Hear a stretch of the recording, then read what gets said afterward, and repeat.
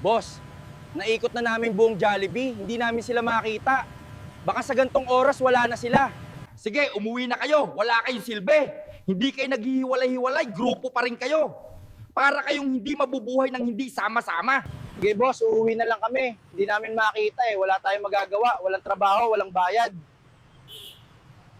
Kung bawat isa sa inyo nagpunta sa kanya-kanyang Jollibee, malamang nakita nyo yun. Ang kitid ng utak nyo, takot kayo maghiwa-hiwalay.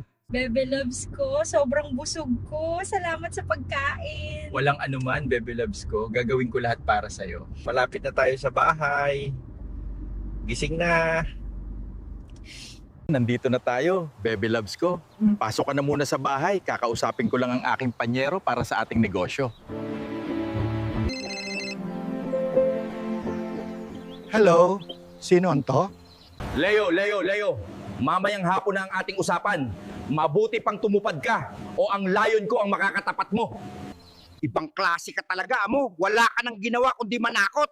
Oo, pupunta ako dyan. Subukan mo akong takutin ulit. Hindi kita babayaran. Nandito ako sa VIP room ng Sabungan. Pumunta ka dito. Dito tayo mag-usap. Sinasabi ko sa'yo, huling pangako muna to sa akin. Siguraduhin mo, kapag ito'y hindi mo tinupad, pang-10 pangako muna to sa akin, sa labas kayo matutulog ng bahay. Wag mo akong yayabangan, baka mabaliktad ang mundo. Talunin kita sa sugal, ikaw ang matulog sa labas. Sige na, magkita na lang tayo mamaya. Oh, aking Bebe Loves, ako'y aalis muna upang ayusin ang ating negosyo. Mag-iingat ka. Ininom mo na ba yung maintenance mo? Yung likod mo, pag nagpawis, punasan mo ha? Magdala ka ng tuwalya. Sa binibigay mo sa aking Rebicon, ako pa. Good afternoon po, sir. Dala ko na po yung pera. Andito na po. Para kang basang sisiw ah.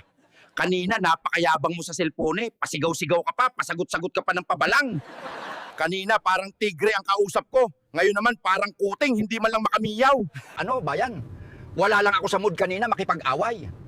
Kung pagkalipas ng 10 minuto, ganoon ang pinakita niyang ugali sa akin, malilintikan talaga siya sa akin. Kamusta usapan nyo? Okay naman, kala ko ang tapang pag sa cellphone. Sa personal, duwag naman pala. Hello? Nang hapon, Kaberto. Matagal-tagal na rin tayong hindi nakapag-usap, mga 10 taon na rin. Kamusta kayo dyan? O Gob, ikaw pala yan, napatawag ka. Kamusta? Ano sa atin at bigla kang napatawag? Hindi ko na ho patatagalin pa. Alam nyo ba na binenta ng asawa nyo sa akin ang inyong lupa sa halagang 23 million pesos? Bakit? Bakit ginawa niya sa akin to?